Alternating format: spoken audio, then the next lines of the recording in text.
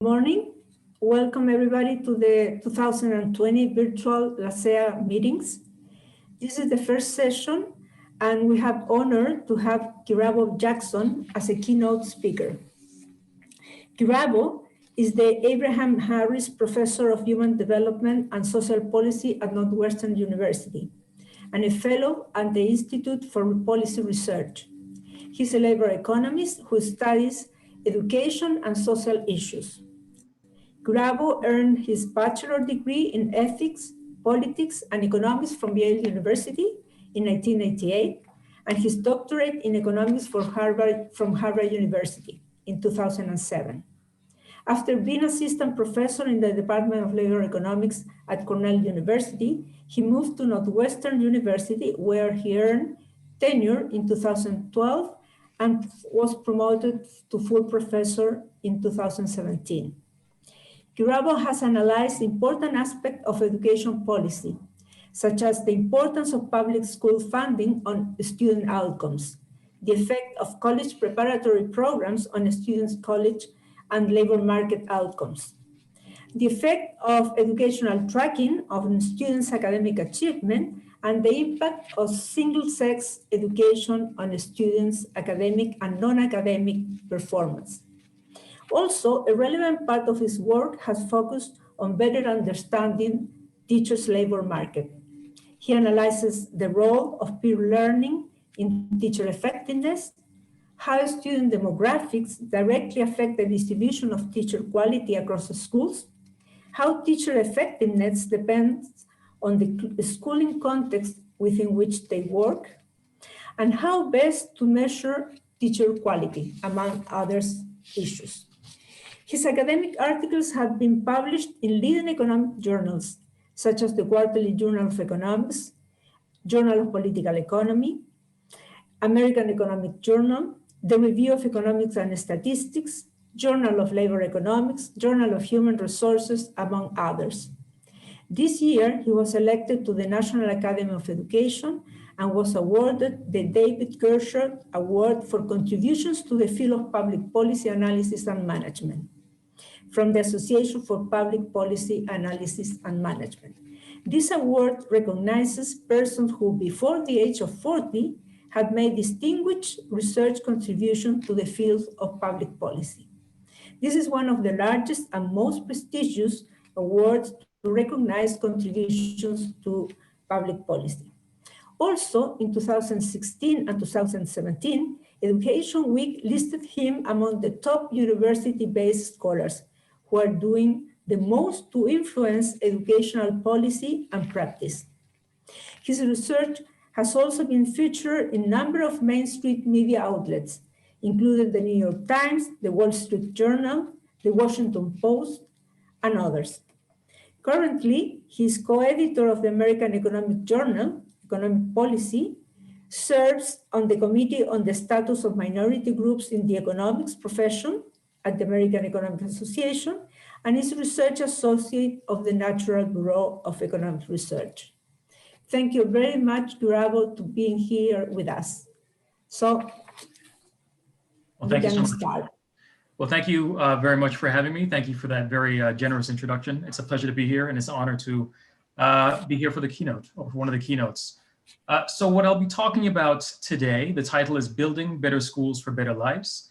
And I'll be talking about basically a lot of my recent research as it speaks to the question of how we might improve education for the overall well-being of children as they grow older over time. And I'll be sort of talking about this in reference to the situation that we're in with COVID, with shutdowns and reductions in school spending. I'm gonna try to relate that to the situation that we're in right now. So I want to sort of motivate the talk by presenting two quotes by the same sort of education philosopher about education. So the first quote really presents the contemporary view of education, that education is the reading, writing, numeracy, and content knowledge. And the quote that he has is, in reference to teachers, is that a good teacher is one who is best able to get learners to master the content of the school subject. But this sort of idea that education was only about the things that are taught in the content of the courses is relatively new. If you take a more historical view, people have thought about the goals of education as being much broader than this. So here's another quote that he has. which is a good teacher is one who thinks properly in terms of the preparation of young people for life. Preparation of young people to perform well in situations which they will face as citizens, as workers, as members of homes, in their leisure life, and in their attainment of physical and mental health. And it's this sort of broader perspective that I think makes sense for thinking about how to improve education and how to think about education system. And I'll present some research that I've done that sort of speaks to this issue. So the first paper I want to sort of talk about very briefly is a paper I've done co-authored with Dieter Bauermann. This is coming out this year in the Journal of JHR. What we do in this paper is we try to identify the effect of attending a more selective school. It is a school that basically is more selective, has higher achieving peers. So we use data from Barbados. And in Barbados, students at the end of primary school take an admissions test at the end of primary school, and they also submit a ranked list of secondary schools that they would like to attend. Students basically are then assigned to a school by the Ministry of Education, Technical and Vocational Training using a deferred acceptance type school assignment mechanism. So what this mechanism does is it creates a test score cutoff for each school such that among applicants to a given school, if they score above that cutoff, they're admitted to that school. And if they score below that cutoff, they are not admitted to that school. So if you sort of track the school attended by the incoming test score in relation to the cutoff, scoring just above a cutoff for a preferred school is going to be associated with a very sudden jump in the likelihood of attending one's preferred school. And this basically is amenable to this typical regression discontinuity design. And the idea here is that if schools matter, then there should be a sudden jump in outcomes at the cutoffs also.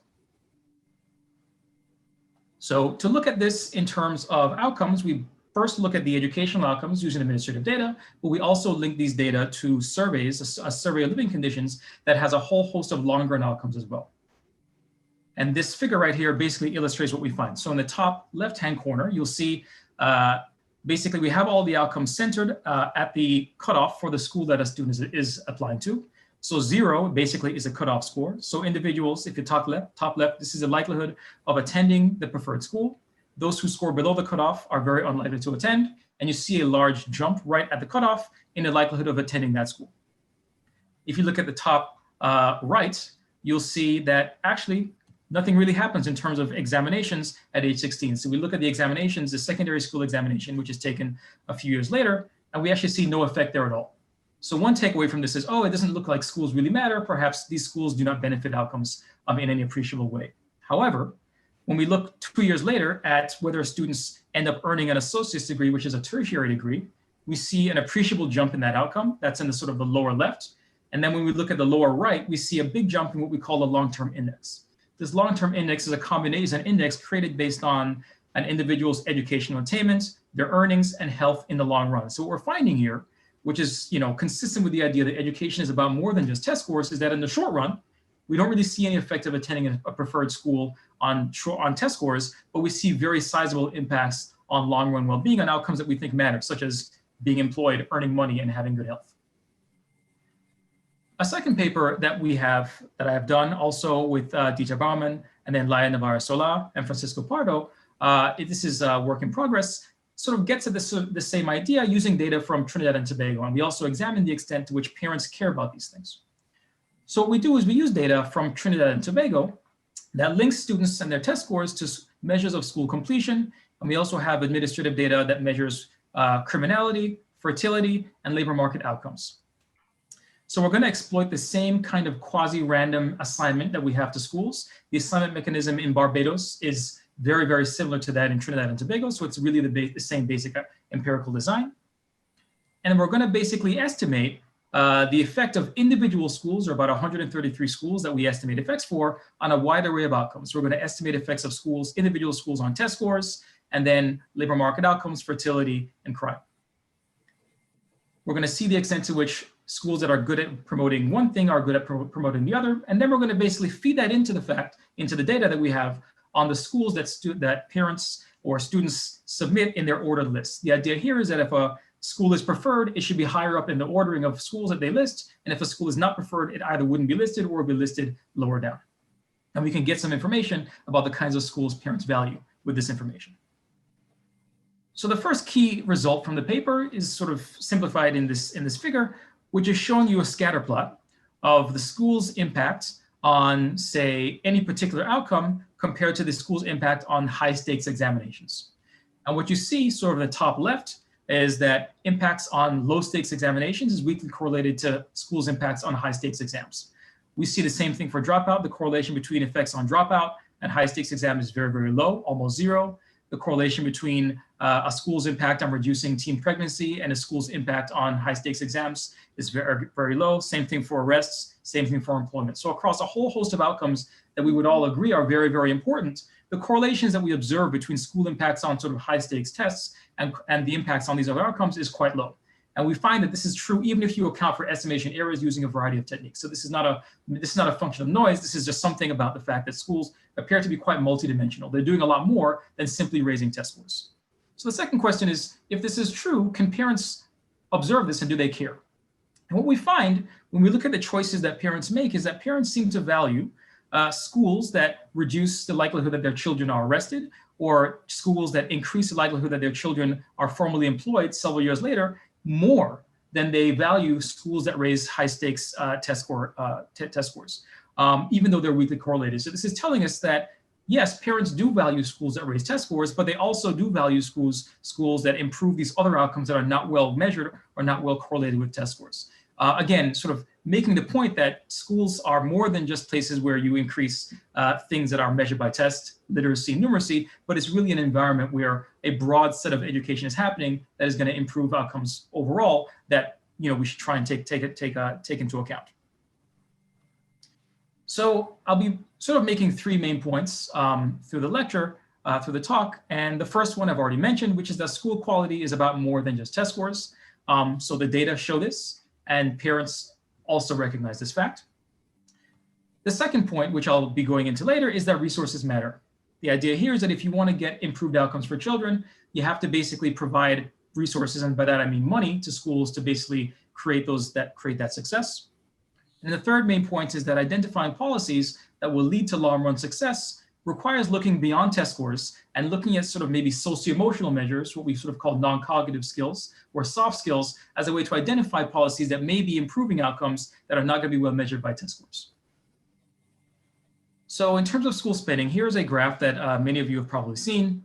It's basically a scatter plot of per pupil spending in the primary and secondary levels between the ages of 6 and 15 against test scores. So this here is looking at the PISA exam, which is a program for international student assessment. This is an examination that is given every 3 years to students across the world. It tests 15-year-old students from all over the world in reading, mathematics, and science.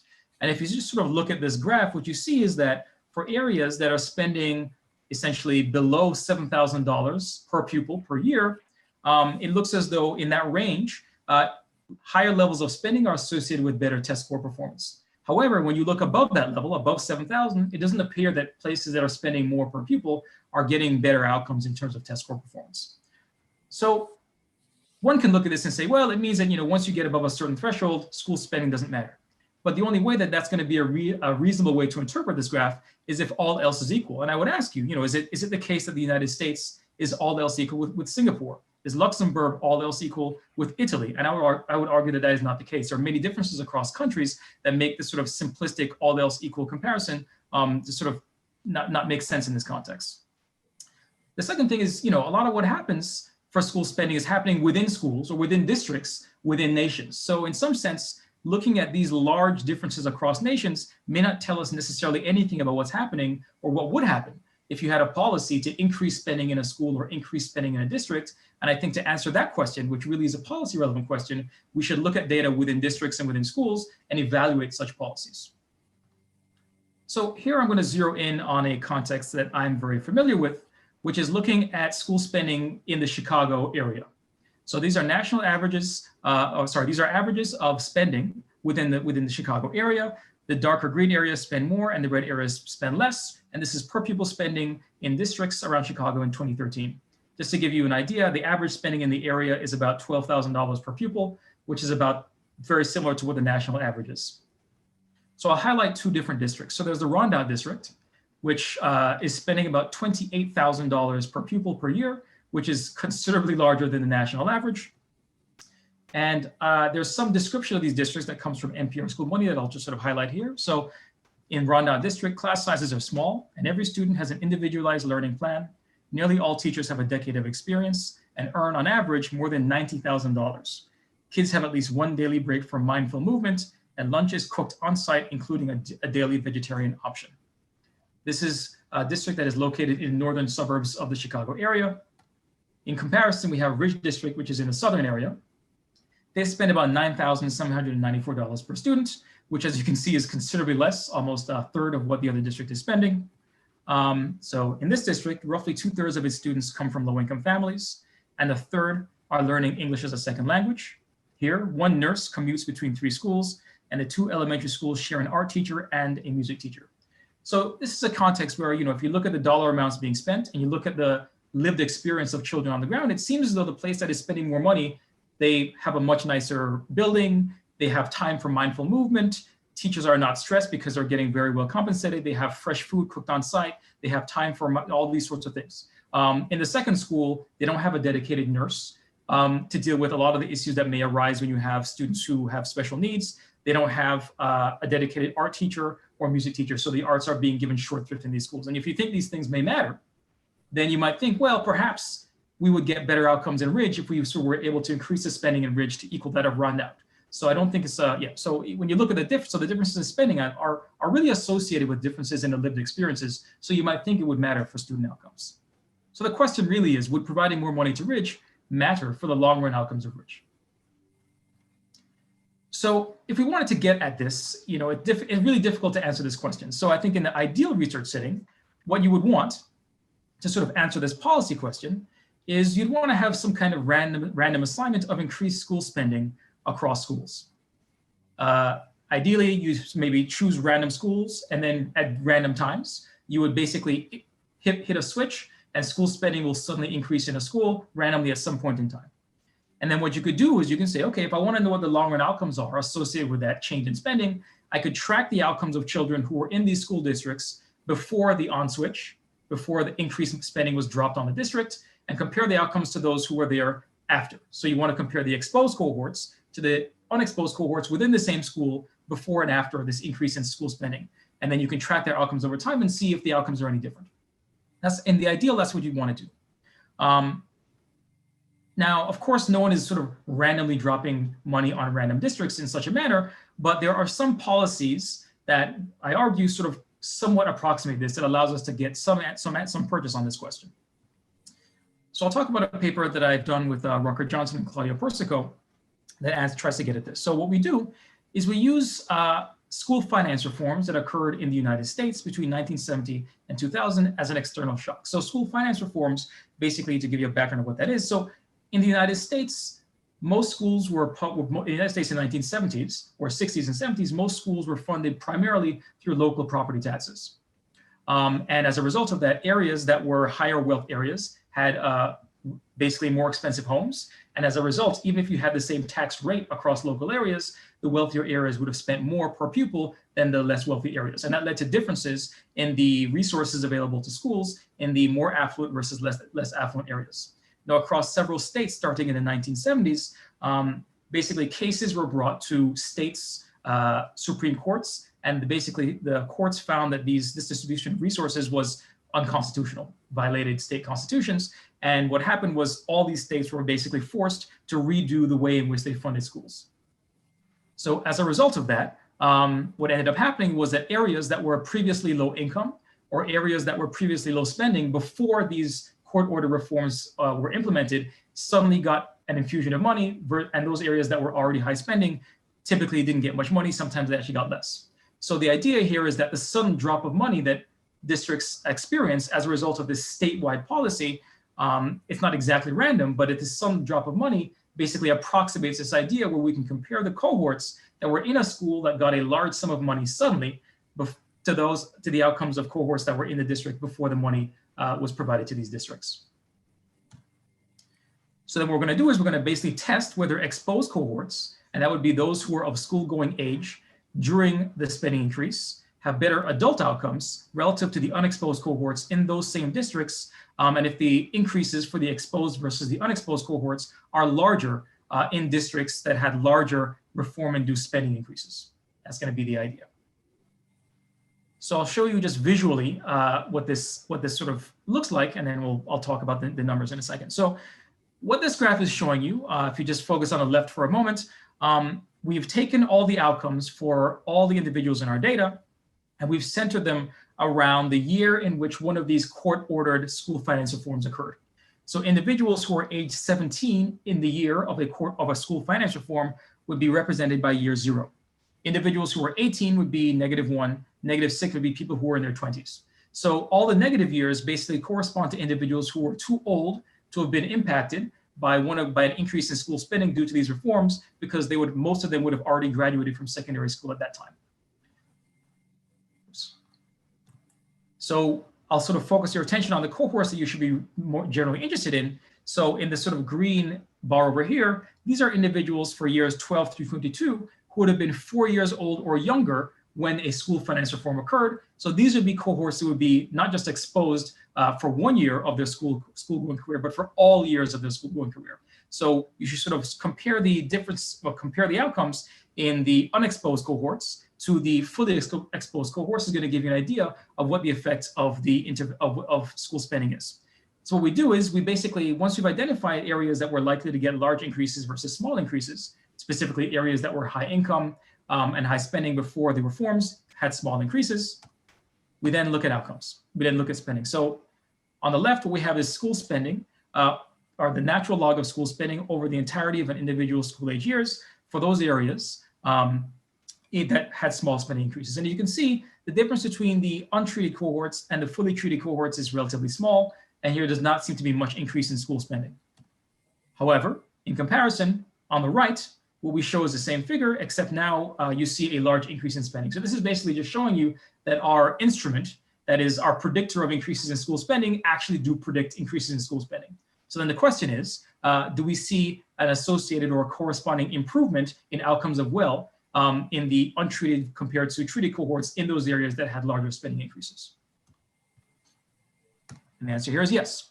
So here, if you look at years of educational attainment, so these graphs have exactly the same form as what I just showed you, but now we're looking at actual outcomes, not spending.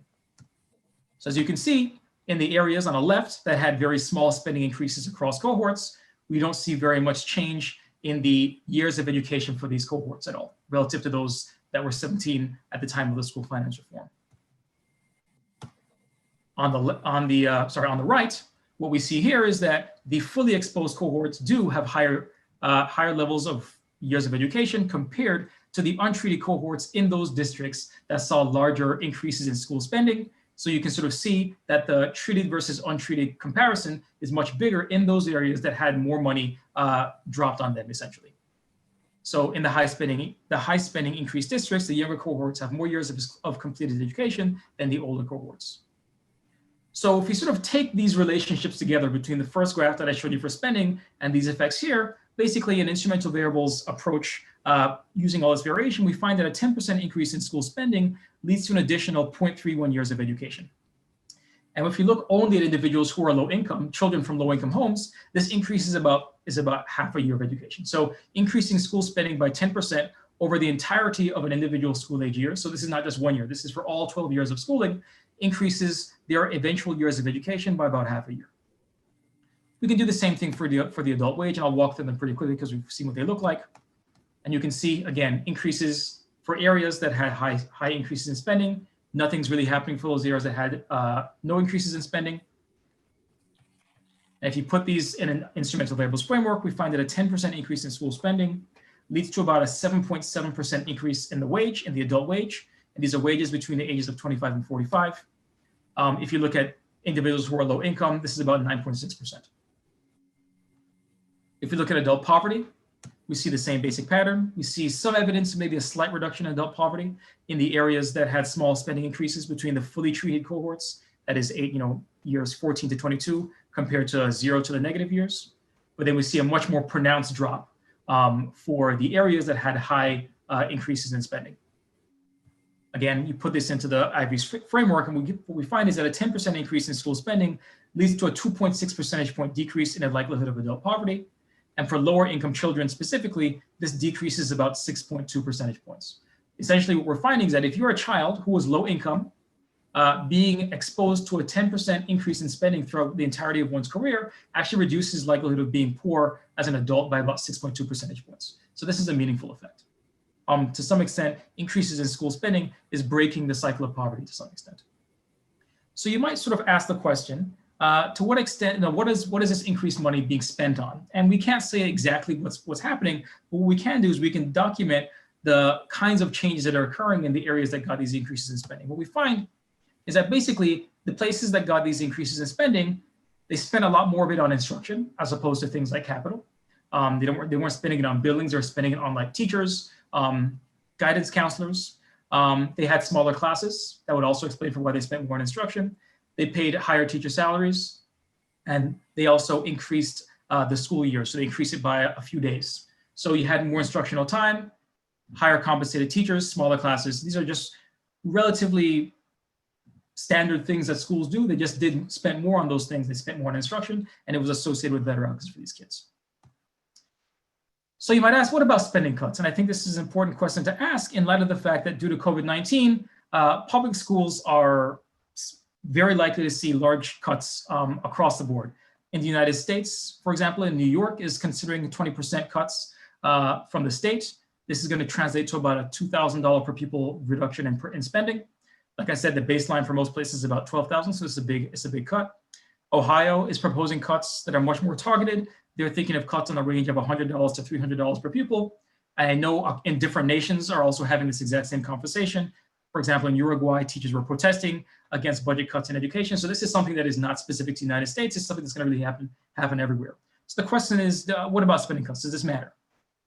So to get at this, you might want to say, well, what happened the last time we had a recession to spending, and what happened to student outcomes? So I'll present some results from another paper, and I'll just illustrate this by showing you just some scatter plots. So this is a plot over time on the left of per pupil spending in the pre-recession years. This is between the years of 2001 and 2009.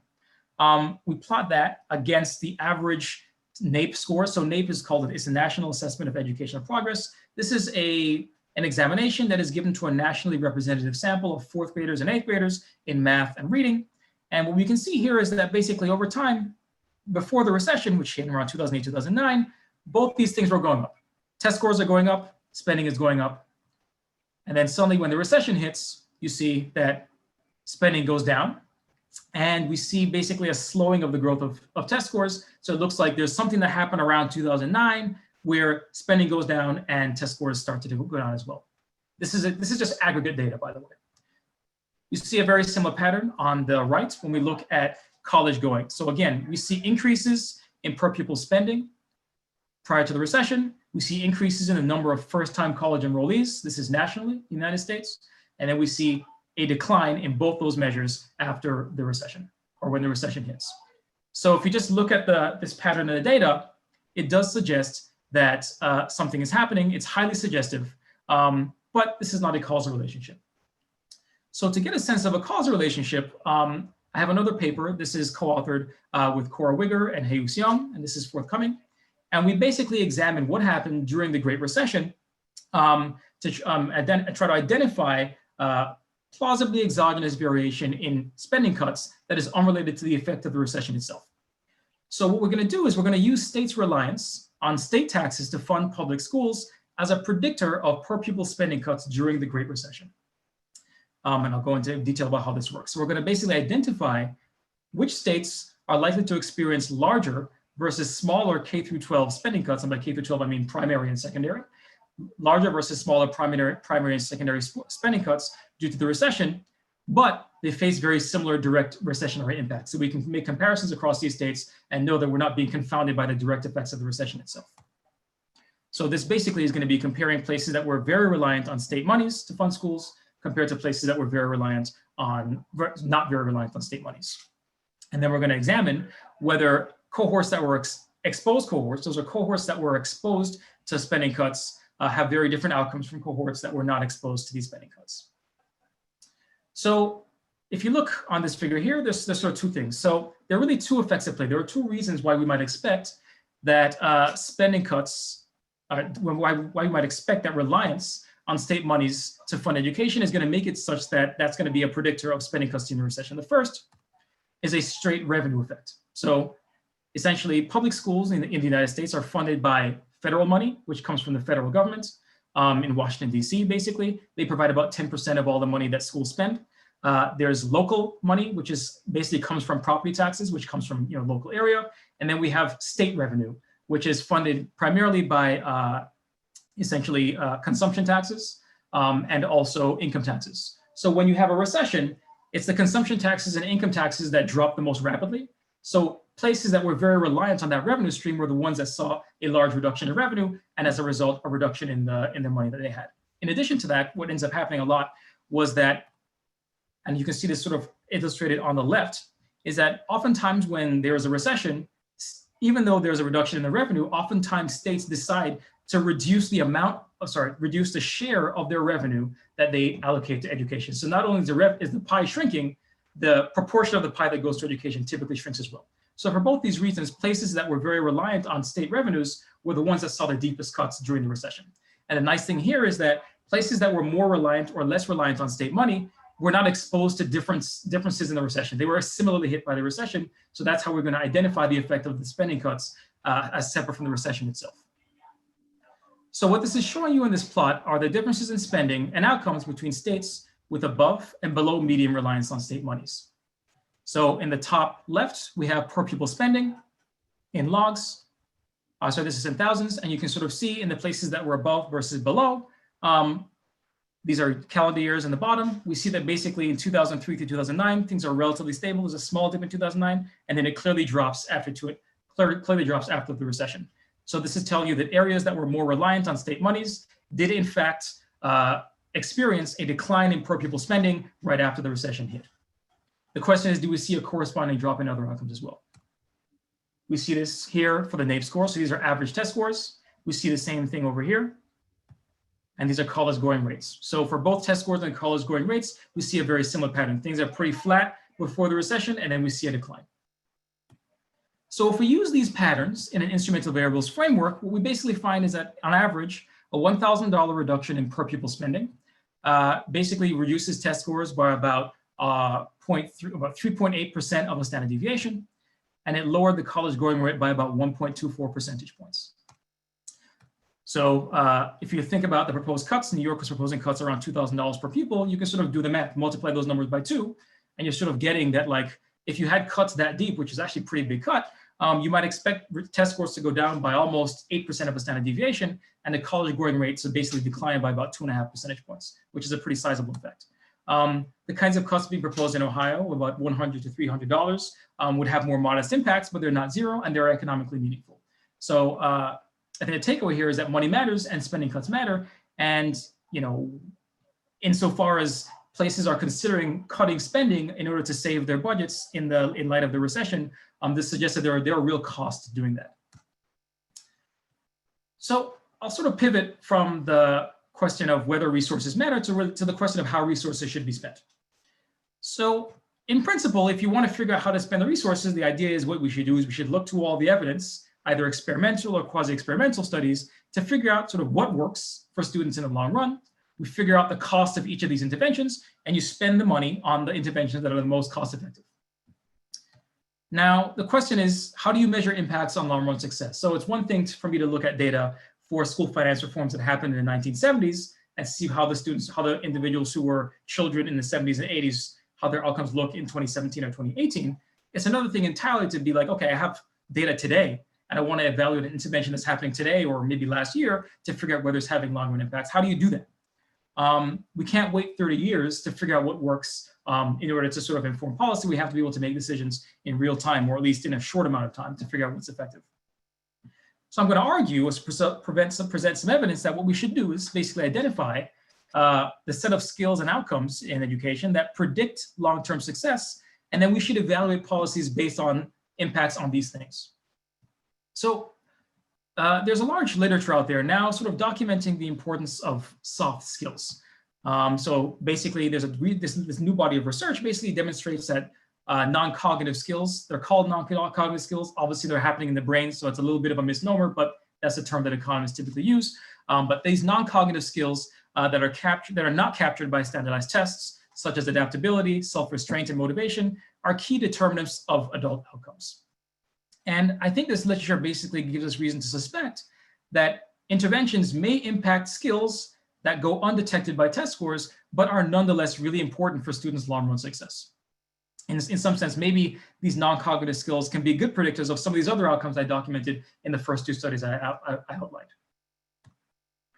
So I think given the time, the moment that we're in, a lot of students are not in classrooms right now. A lot of schools in the United States and also elsewhere are either having virtual learning. There are a lot of school closures.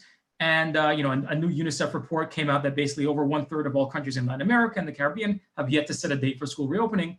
And over 137 million young people in the region are still not back at school.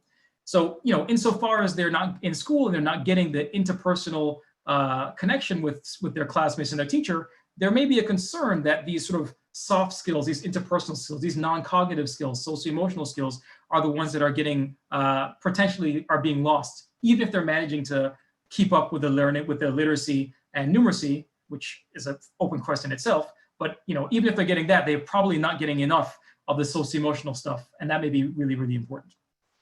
So I'll present some research suggesting that this is in fact the case. So the first paper I want to show is a paper where I look at the effect of teachers, and I try to identify the effect of teachers, and these are 9th grade teachers. So I'm going to basically use non-test score skill measures, a set of behaviors, to form a proxy for skills that are not well measured by standardized tests. And I'm going to try and identify teacher effects on these behaviors. And the idea is that these behaviors may capture skills that are unrelated or weakly related to the skills that are captured by test scores. So for this, I'm going to use basically the number of absences a student has in 9th grade, whether they're suspended in 9th grade, their course grades in 10th grade and in 9th grade, and then whether they were retained in 9th grade. I'm going to call this sort of a behaviors index. I'm going to call these all a set of behaviors. The key thing here is that they measure something different from what test scores measure. So the logic behind using this is that, well, much in the same way that you can look at a kid or two children or two students, if one has high test scores and one has low test scores, you would typically infer, well, the one that has high test scores probably has more content knowledge than the one that has lower test scores. Now, of course, that's not necessarily true. There are other things that could be driving differences in test scores, but it's very likely that differences in test scores reflect differences in content knowledge. By the same argument, you can say, well, if I have a kid who's always showing up to class on time, always handing in their homework, they're not getting into trouble, they're engaged in the classroom, compared to another student who's never hands in their work on time, they're sort of causing problems, they're acting out in the classroom, you can probably infer that the kid who sort of has better behaviors has higher levels of academic engagement, higher levels of motivation, and has higher levels of these socio-emotional skills. Now, again, it's not a perfect measure of that, but you can sort of make that inference, and that's basically the logic. So what I do in this paper is I'm going to estimate 9th grade math and English teacher effects, value added specifically, on both test scores and on behaviors. And I'll go into a detail about what I mean by value added. And then I'm going to basically investigate how well test score measures and non-test score measures of teacher quality predict teacher effects on longer run outcomes. So I'm going to identify effects on 9th grade outcomes and then say, okay, how does a teacher that improves test scores in 9th grade promote high school graduation 4 years later? How's a teacher that promotes behaviors in 9th grade improve high school graduation 4 years later? So I'll briefly go over the logic of value added. This will be familiar to many of you, I'm sure. But basically, we don't want to simply compare outcomes across teachers. This would essentially penalize teachers who serve less prepared students and would be inaccurate about the teacher's contribution to learning. So students are not randomly assigned to teachers, so this would be a problem. But if you have enough data on, say, test scores and behaviors in the previous year or several years previous, and you also have rich data on demographics like parental education, gender, ethnicity, then the end of year scores of similar students who are with a different teacher is probably going to give you a relatively reliable prediction of what any individual student will score at the end of the year. So the basic idea is we have test scores at the beginning of the year. On the left, this is pre-test year 1. And we have test scores at the end of the year. And we can basically say, okay, we're going to look at the results of, we're going to look at the second year results of all students who had basically the same results at the beginning of the year and had the same gender, ethnicity, parental education, et cetera. And that's going to be our sort of prediction of how well we expect that student to do. And we're going to measure the extent to which each student overperforms their prediction, their doppelganger in a sense. And essentially, if one student outperforms a doppelganger, then it could be that that student had a particularly good year. That was just something happened and that student did particularly well. But if all the students in a classroom happen to outperform their doppelgangers, happen to outperform what you would predict, that tells you there's something specific about that classroom, and very likely to be the teacher that is doing this. And if you see that there's teachers who are year over year over year, the students are outperforming what you would predict, that's telling you information about whether that teacher is very good. So what a teacher value added is essentially the extent to which individual students in a teacher's classroom are outperforming what you would expect based on all the observed characteristics of the student.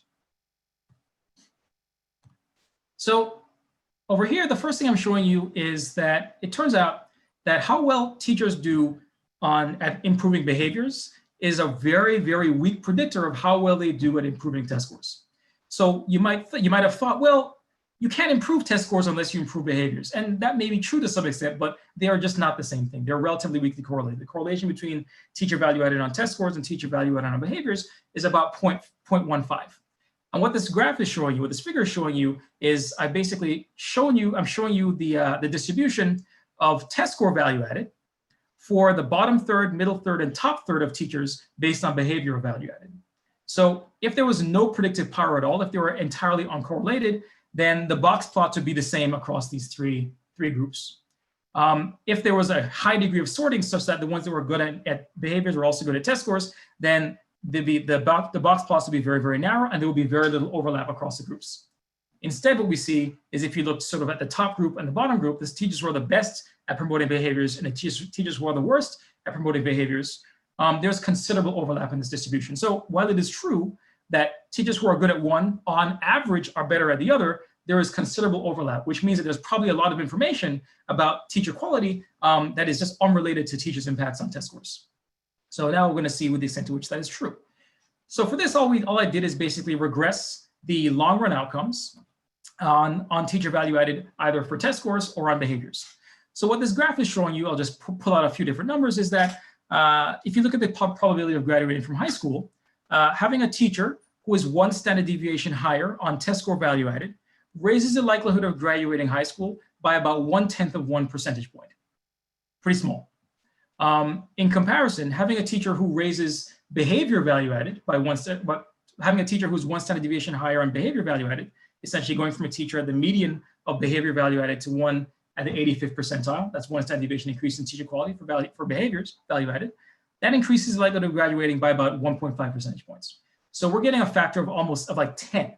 So basically a teacher's impact on behavior is about 10 times more predictive of her impact on high school graduation than her impact on test scores.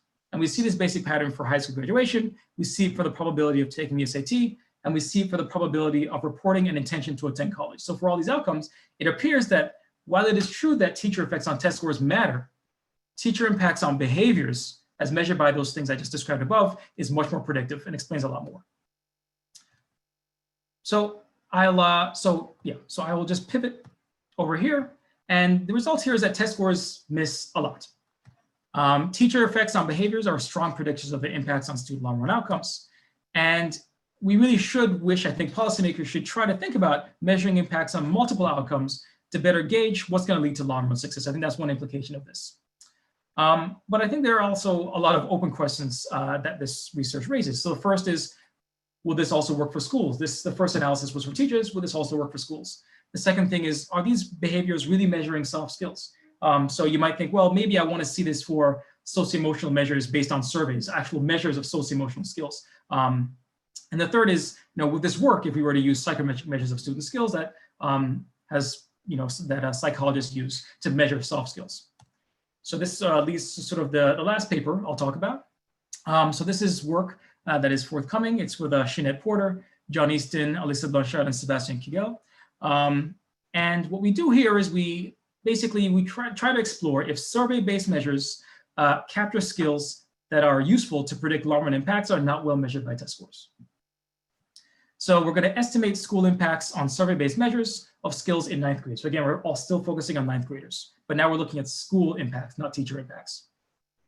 We're going to use data from Chicago Public Schools, and we're going to use psychometric measures of socio-emotional skills. So these are survey measures that students self-report about themselves.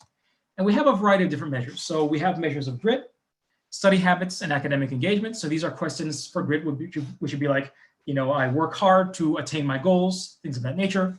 Study habits are things like when I get home, I always do my homework on time, I study for exams, those sorts of questions. And academic engagement are things like, I like going to school, I look forward to studying, these sorts of things. And we group these three sort of survey constructs into one index which we call promoting hard work. There are a second set of measures, socio-emotional measures that we use as well, which measure school connectedness and emotional health. These are questions that ask about the extent to which individuals feel connected to the school. Psychologists often call this belonging. And also emotional health measures of the extent to which they get along with their peers and they're able to resolve conflicts amongst their classmates. So we put those two together, which are really about social well-being, into a social well-being index. So we have all these measures and we distill them down to these two different dimensions of socio-emotional development. And so we end up here, in this case, with sort of three outcomes, three skill measures. One are test scores in 9th grade, work hard in 9th grade, and social well-being in 9th grade. And we're going to estimate school value added using the same approach described before for teachers, but for schools on these three things. So the first key results here is that school value added on social well-being questions in 9th grade predicts well-being through secondary school, as you'd expect. So schools that promote social well-being typically in 9th grade also do it in 10th grade, 11th grade, and 12th grade. And I should just mention that all these estimates are based on other cohorts. So what we're saying is schools that promote well-being amongst all other students who attended the same school in different years tend to promote social well-being for the current cohort of students in 9th grade, 10th grade, and 11th grade, much more so than all the other measures. So it looks as though there's a real difference between well-being and the other stuff. The second thing is school value added on hard work questions predicts work hard through secondary school. Again, schools that promote work hard promote it in 9th grade, 10th, 11th, and 12th. This is basically telling you that work hard and social well-being are actually different constructs. They're not the same thing, they're different. And the third result, which we found really fascinating, is that school value added on social well-being and work hard questions in 9th grade actually predict secondary school test scores, but not vice versa. So these socio-emotional measures are highly predictive of effects on test scores. And in fact, if you look at 10th, by the time you get to 11th grade, school impacts on the work hard dimension are as predictive of test score impacts in 11th grade as school impacts on test scores. We do not see that same pattern for the other outcomes. So we take this as evidence that social-emotional skills are somewhat foundational for learning, which I think makes a lot of sense in the sense that if you don't feel well adjusted in school, you don't feel like you belong and you don't have the disposition to work hard, you just don't benefit that much. But if you do have those things, you can excel in all domains.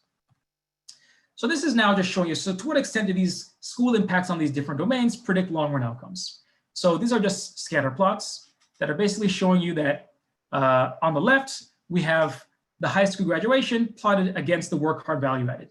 And we also have the social value added plotted against high school graduation. So for both these measures, both of these socio-emotional measures, we see a relatively steep gradient. Schools that raise the work hard dimension and the social dimension have higher levels of high school graduation after you control for a whole bunch of stuff. On the right, we see a similar pattern for test score value added, but we see that it is appreciably flatter. So this is already telling you that the socio-emotional impacts are more predictive of long-run outcomes than the test score impacts for high school graduation.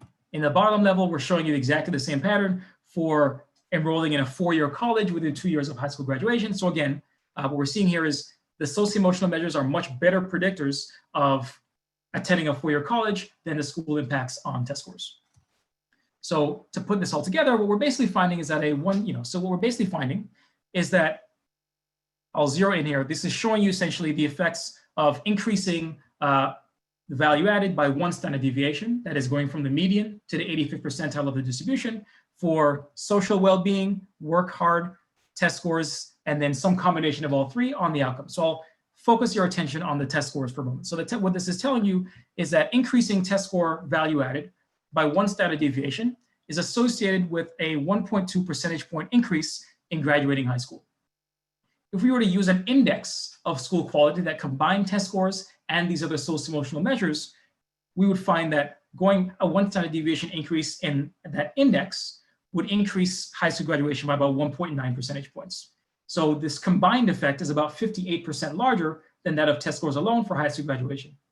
If we do the exact same calculation for 4-year college going, again, going to a school that raises test scores, so going to a school that is one standard deviation higher in test scores, that is a school that is at the 85th percentile compared to the median, you'll be 2.3 percentage points more likely to graduate high school, 2.3 percentage points more likely to go to a four-year college. Again, this is a meaningful effect, but if we use the index that combined both the test score impacts and the socio-emotional development impacts, that ends up being 3.6 percentage points. So this is about 56% larger than if we use test score alone. So this is telling us that not only is it the case that these socio-emotional measures are better predictors of school impacts on these outcomes that we care about, we can get a much better answer if we use both. So we're not saying we should only use socio-emotional measures. We're saying there's a lot of information that is being left on the table when we only focus on test scores. There's a lot of potential information to be gained there. So in terms of the broad conclusions, basically, I'm arguing that one of the lessons I've learned in the past few years is that education is about more than just improving, is more than just test scores, and it's really about improving a broad set of skills and competencies. Resources matter. If you want to get successful outcomes, you do need to provide schools with the resources that they need to create success. Of course, how it's spent matter. I'm not arguing that increased school spending is a panacea that solves all problems, but it is likely a necessary condition for real change to occur. I think investments should be targeted to those interventions that improve not just test scores, but also soft skills that are also strong predictors of long-term success. So I think the implications here is that we don't have to shy away from spending money as long as we're willing to do it wisely. I think the implication here also is that research should incorporate long-term follow-ups. This is something that is already happening to a great extent. And also that we should increasingly use multiple measures for evaluating impacts on educational outcomes. And finally, I think more research needs to be done, much more research needs to be done on sort of early indicators to predict long-run success. I've been able to use the measures that are available to me, but I'm sure there are others out there that may be as good, if not better. So I think this is maybe potentially just scratching the surface about how we might be able to identify interventions that are really successful for long-run outcomes. So just to close, I think there are some implications for addressing the effects of COVID. So I think one of the implications, policy recommendations, I guess, that comes from this is that, as revenues fall in terms of connected revenues from taxes, my sense is it may be a good idea to borrow money to keep school spending the same, or maybe even increase it to cover the additional expenses associated with opening up amid COVID, as opposed to cutting. Another thing is, insofar as it's possible, places should try and reduce local areas' incentives to cut school spending. This is something that happens during recessions. Hopefully, sort of the higher levels of government can try and produce incentives to prevent places from doing that. Hopefully, using like a carrot approach. I think one implication here is that we should probably track socio-emotional development, these soft skills, during virtual schooling. A lot of people have talked about the fact that test scores are likely to drop due to these things, and these drops are going to be likely to be larger for lower income populations. I would argue that socio-emotional development is likely to take a large hit as well. And this is something that people are not necessarily measuring yet. I think some people are talking about it, but this is another avenue that I think potentially could be really, really impacted in ways that we're just not going to measure with test scores. So I think in this moment in particular, especially given the kinds of stresses that is happening during these sort of virtual learning, it's going to be really important to track these outcomes and get a sense of what's happening, because we may need to do a lot of remediation for deficits in socio-emotional development that happen for kids who are just not around other children and getting the typical development that they would have. So on this potentially somber note, I will close. Many thanks, Kirabo. There are some questions. One question from Lina Lopez about the first paper. She's asking, how different is the quality of schools that students right below and right above the cutoff attend? She said that is a school really that much lower quality of its cutoff is a 1 point or 2 point lower? That's a great question. So the answer is, so basically, students have to submit, I couldn't go into all the details. Students submit a list of 4 schools that they want to attend. Actually, I think it's in Barbados, actually 6. So you have a list of 6 schools. What happens is that typically you wouldn't necessarily, first, you don't necessarily have to list all schools. So generally, if you look at the ranking of schools, there are quite substantial differences typically between someone's top choice school and someone's second choice school. Another thing is people kind of know where they can get in to some extent. So the typical strategy that people would use is to say, okay, I'm going to apply to a school that I know I have a very small likelihood of getting into as my top choice school. It's like my reach school. And then the second choice would be a school that is still difficult to get into, but I think I have a shot. The third would be a school that I'm pretty sure I can get into. And the fourth would be a school that I know I can get into, because you don't want to use up all your choices and not get into anywhere. So it would not be a good idea to put all of the schools like the 1, 2, 3, and 4, the most selected schools in your list, and then leave the rest blank. So generally, when you look at the list, there's a gap between the first choice, the second choice, third and fourth and fifth, and so on. In general, so the difference between the top choice and the second choice, if you look at schools in terms of peer quality, which is a good measure of differences, the difference in peer quality associated with scoring above a threshold is about 1/4 of a standard deviation. So it's pretty big. So it's, so there are meaningful differences. It certainly is not a whole standard deviation, but we're talking about 0.25 standard deviations in peer quality between the top choice and second choice versus third versus fourth. Okay, thanks. Raquel has a question too.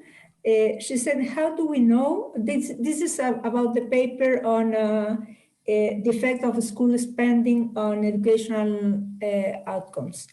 And she said, how do we know whether there hasn't been a change in district composition in response to the higher spending? Yeah, so it's a good question. So there are two different things that could be happening. So one could be peer effects, and one could be that the outcomes we're looking at are different. So just to be clear, the data that we're using is actually a panel of individuals. So we have individuals where it's a panel study of income dynamics that we use. So the data that we use basically has individuals from birth, mostly from birth, all the way through adulthood. So we know where they were born, we know where they were in school, and we know where they are as an adults. And all of our treatments are based on where individuals were born, essentially. So we're defining it's an intention to treat type analysis where we're focusing on basically, were you born in an area that had a school spending increase when you were of school going age? So that's basically how we deal with that. So we're keeping the composition of students fixed by looking at individuals based on their initial data when they were basically born or before these reforms. So that's how we deal with that. The second question you might have, which is related, is, so we don't have a composition effect in our outcomes, but you may think, well, maybe there could be some composition effect for the peers. That's something that is certainly possible because we don't preclude it in our data, but we basically estimate effects where we look to see if there's large changes in the characteristics of these districts. So we basically use our instrumental variables framework and see, can we predict demographic changes and that sort of thing, and we don't find much evidence of that. So it seems like this is not driven by demographic changes. That's not to say there couldn't be small changes here and there, but by and large, on average, we don't find evidence of that. Okay, thanks. Claudio Ferraz has a question too about these socio-emotional skills. He said, how much of socio-emotional variation come from home and families vis-a-vis schools? That is an excellent question. The short answer is that I am not sure. It's not something that we looked at I didn't look at either paper. My general view is, so for sure, much of the variation I would imagine comes from homes versus schools. But I would sort of caution individuals, I'm not saying you're making this inference, but I would caution individuals from making the inference that just because a large share of what's happening is happening from the home, that there's little scope for schools to do anything when you just look at variation. And the idea, I'll sort of borrow a story that I think John Gurian used to use, and I think he got it from someone else, but it's actually really nice to describe this. Like we know, for example, that eyesight is something that is genetically determined, right? So if you look at the variation in eyesight, it's very highly correlated with genetics. And you might say, well, all the variation in eyesight is due to genetics, is not due to environmental stuff, so there's nothing we can do. But it turns out we have glasses. So we can basically remediate these things if you do something. So my view is that even if it's the case that the variation in socio-emotional development that is attributed to the home versus school in the observational data is small, that doesn't mean that schools can't move the needle to a considerable extent, because there are things schools can do to remediate that. So because that's kind of my viewpoint and my stance, it's not something I didn't really look at a decomposition in this way. Having said that, I don't know the answer to that question, but I'm pretty sure the vast majority of it, as with test scores, is going to be determined by home things. Okay, thanks. Related with the same issue, Raquel asked, do we know what school does to promote socio-emotional well-being? And I want to add a question of mine in this sense, that most economists, when we work in education, we don't really know, or we don't really look at what happened at the classroom level. It's like a black box.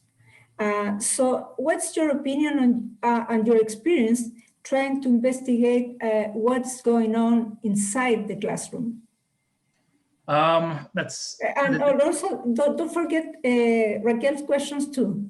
Yeah, I think they're basically essentially the same, again, the same as you. I think it's an excellent question, or both excellent questions. And I'm not sure that I have a very satisfactory answer for you. So, you know, I think what we do know, so there is some follow-up work that we're engaging in right now to try and answer that question. So one of the things that I'm doing in sort of work in progress with the same research team as the Chicago study that I described is trying to figure out what's happening in terms of school climate. So one of the nice things about the Chicago data that is housed at the consortium is they have, not only do they collect all these socio-emotional measures of students, which is fantastic, they've been doing this for years, they also have measures of school climate. And that gives us a little bit of an idea of, you know, what is happening in these schools. Do these schools differ in their school climate? And the answer there is absolutely yes. So it turns out that if you look at the school climate as reported either by students or by teachers, it is actually very highly predictive of schools' effectiveness in general in terms of promoting these things. Now, that's not exactly telling you what they're doing, but at least it's telling you that the schools that argue that, I mean, the ones, I forget exactly which dimensions of climate matter a lot, but, you know, instructional rigor, I think, was one of them that mattered a lot. So the schools where the students claim that the teachers and schools are oriented towards making sure they work hard and they're sort of academically oriented, those seem to be the ones that matter. And I think safety is another one, big one. So schools where students report being safe tend to be ones where, or where teachers report being safe, just generally being safe, tend to be the ones where you have higher levels of belonging and these sort of things. So there seems to be a link between these other things, these measures of school climate, which, you know, people in education world care a lot about for good reason. They are certainly predictive, and actually pretty highly predictive, sometimes even more predictive than demographic characteristics of schools. So there's something there. So we're looking into that, where we have work hopefully coming out soon looking at this. And we're trying to get a handle on this. The other thing which I think is interesting, which we're hoping to do, is, you know, we have individual schools. I mean, the data are not so big that, you know, there are hundreds of schools. But once we have individual school effects, we could try and do a little bit of exploration into what's going on in these schools. And that's kind of work that we're sort of thinking about now, talking to people who are very familiar with the individual schools. And there's some indication that some of the most effective schools tend to be, at least in our data, some of the most effective schools tend to be these high performing charter schools, it turns out. Not all of them, but many of them tend to be those things. Now, we kind of have a sense of what those charter schools do. They have a little bit more flexibility in how they do hiring and how they make some of the decisions. So there's some evidence about differences in these schools. So it's not entirely a black box. I think when you think of teacher value added, a lot of times it's like, we don't really know. For this one, I'm still gonna say I don't really know, but I think we have some indication of what that is. And I think that's an active area of research that I'm engaging in. But I think that's really the key question.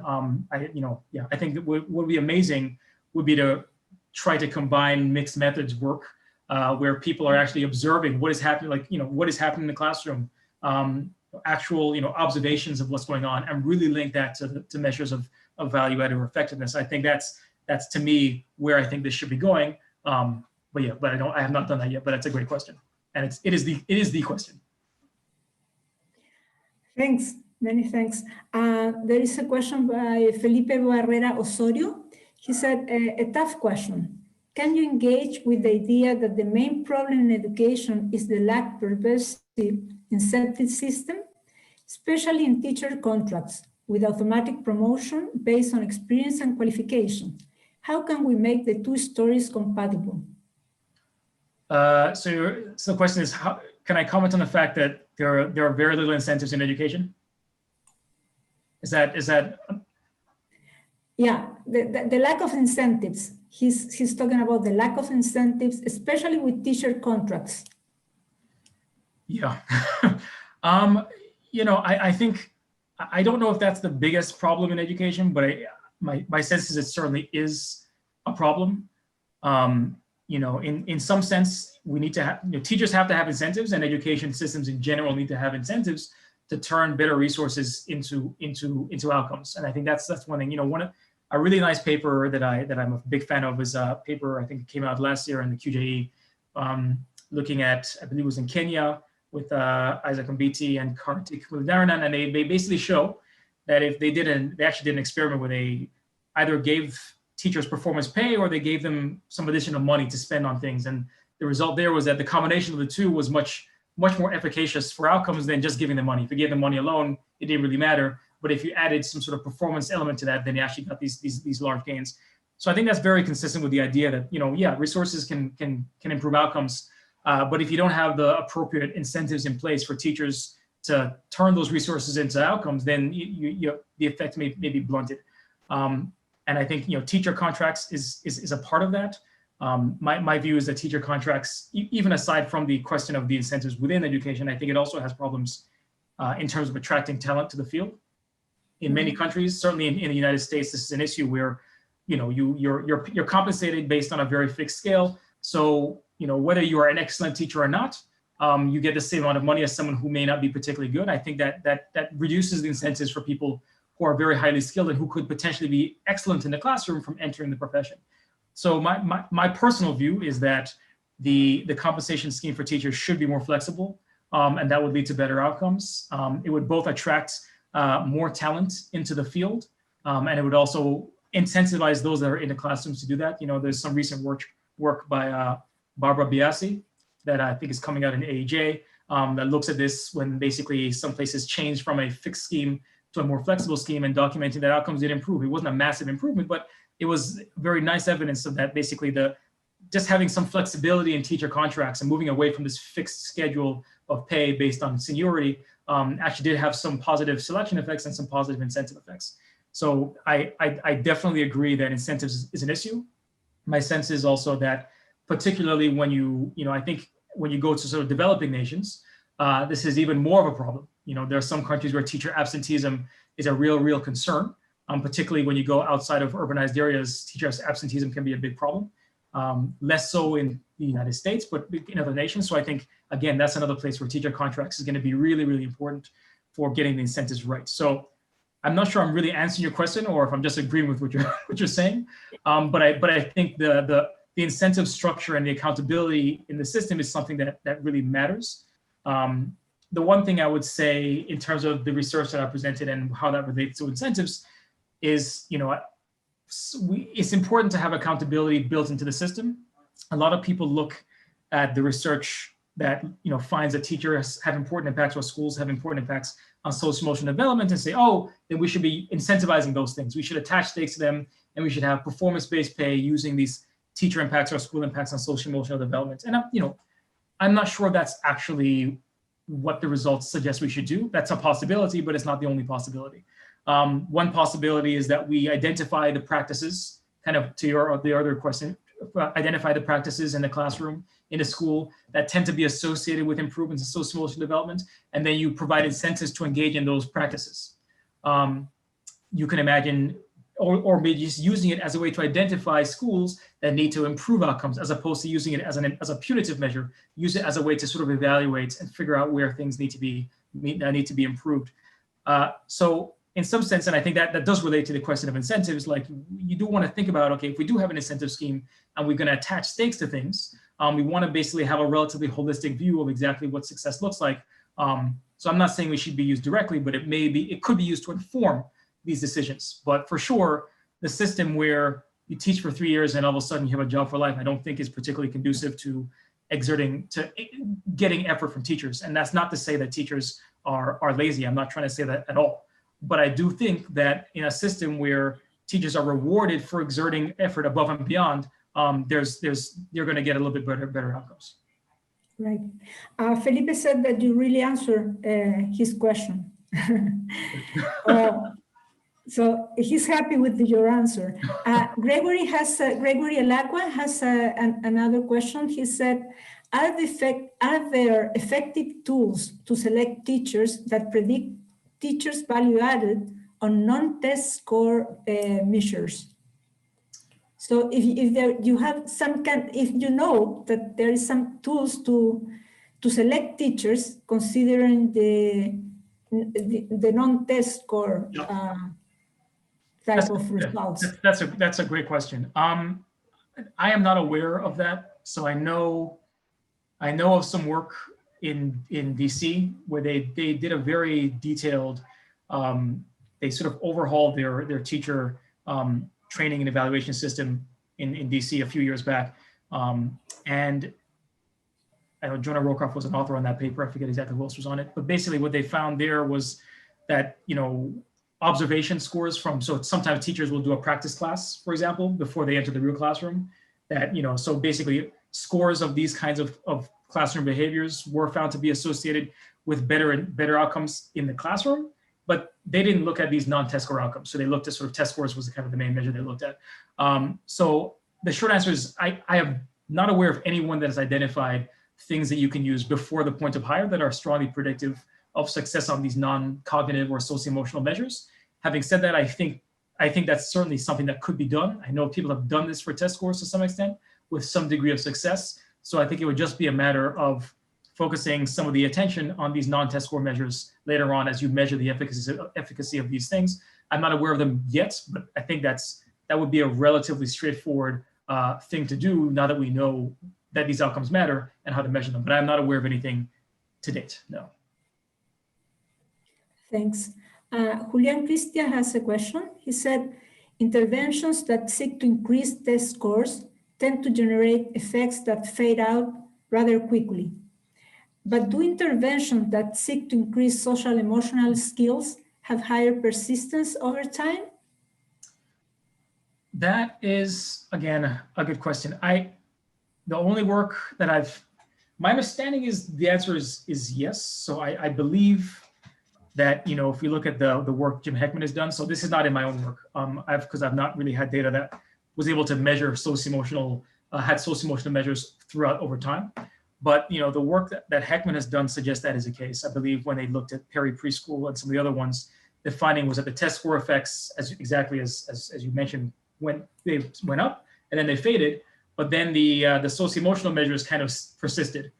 They may have had some amount of fade, but those really persisted over time, and those didn't go away, and those are highly predictive of the long-run outcomes. So my sense is that the socio-emotional measures are more persistent. I don't want to say they don't fade at all, but my sense is that they're more persistent than the test score effects, based on reading other people's work.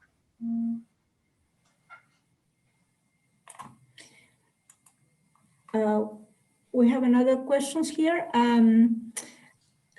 Francesca Waranka, she said, I would like to know if there is a chance that you can apply the methodology of your research to the Latin American schools, such as Peru and Colombia. If the data were available, absolutely. So I guess it depends on which analysis. So the analysis that looks at behaviors, teacher effects on behaviors, I think that can be done in any setting as long as it's a data system that allows one to measure things like absences, grades, behaviors, and it can even be done. So in Chicago, where we're also working on a paper where we're kind of replicating the same thing at the school level using behaviors, and we do it without using grades at all. So even just having a lot of things that are measured like attendance, suspensions, these sorts of things, you can get a good measure that does predict outcomes that matter a lot. And in fact, what we find in that paper is that the effects on behaviors are highly predictive of reductions in criminality, actually, in ways that test scores just don't pick up at all. So I think that's certainly something that can be done as long as the data systems are in place to facilitate that. The other thing you would need, obviously, is data that track individuals over time, a system that basically tracks students longitudinally. So as long as those data systems are in place, I think that's something that would be feasible, yes. Thanks. There is a comment on your answer to the first question.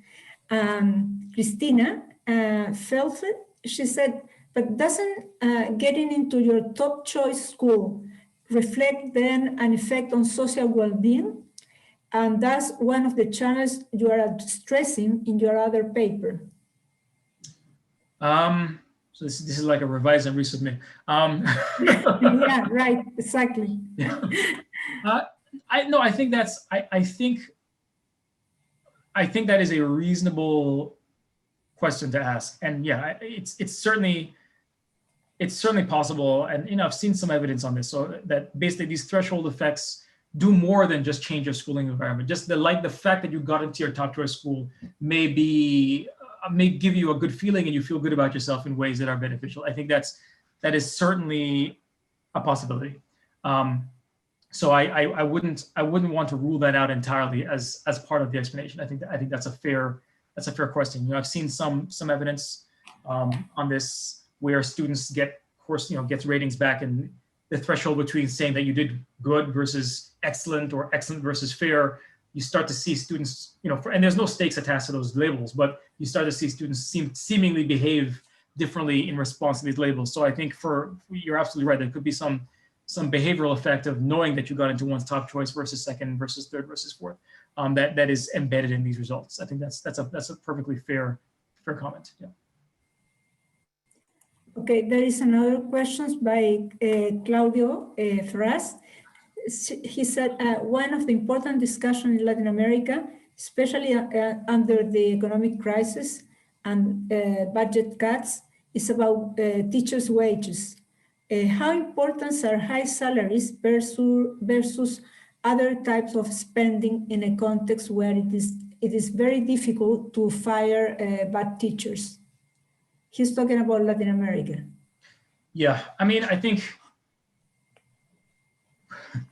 well, yeah, so my view is teacher salary is really important for essentially attracting talent to the pool. So my sense is, and this has been shown internationally, you tend to get better outcomes when teacher salaries are more responsive to quality. There's some element of performance-based pay. This does not have to be, bonuses, but it could just be that your promotions are based on your performance. So there's evidence internationally to suggest that this is the case. And I believe that to be true. I've seen it both across countries and also within countries. So I think teacher salary matters. So I think the level of salary absolutely matters for attracting people into the field, but I think also the way in which the distribution of salary and how salary is determined is also really important. So this gets to the question of contracts.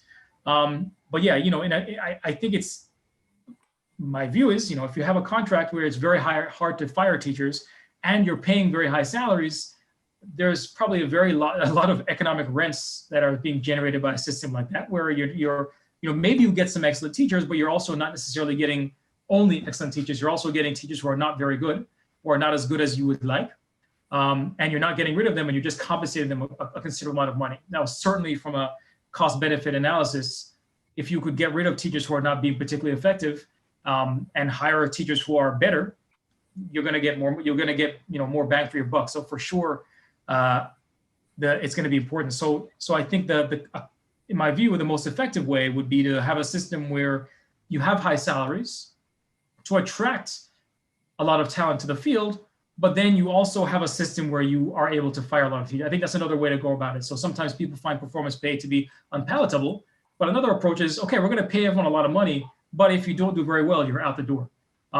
So you have to have a good way to sort of identify people who are doing well or not doing well, and then you basically keep on getting rid of people who are not doing particularly well. I think that's actually a very easy way to deal with the problem. But then the issue is, politically, my understanding is in most countries, it's very difficult to do that, because either you have unions or you have norms where you don't really want to fire teachers. But I think both matter. But the combination of high pay and very low accountability, I think, is particularly wasteful.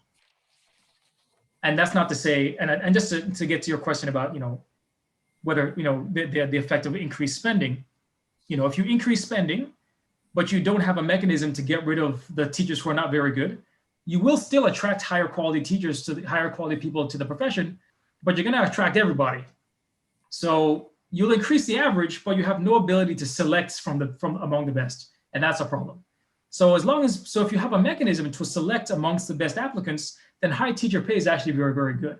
But it's a combination of high pay and no ability to select that is I think, particularly conducive to waste. Yeah. Okay, there is one more question, but I'm really not sure about what results relate. It said, Mr. Jackson, I would like to know if there is a chance that you can apply the methodology of your research to the, no, this is not the question, sorry. I'm confused myself. No worries. It said, do you consider these results will vary if they were applied on just women or just men, or there will be no difference? I imagine are the non-cognitive results. Yeah. So there's work in progress that we hope to release very soon, where we basically look at this. So I'll give you a preview of the paper. It'll hopefully be posted soon. Where what we do is we basically ask the question, do these effects vary by individuals, both based on whether individuals who are sort of the lower end of the achievement distribution versus the top end of the achievement distribution.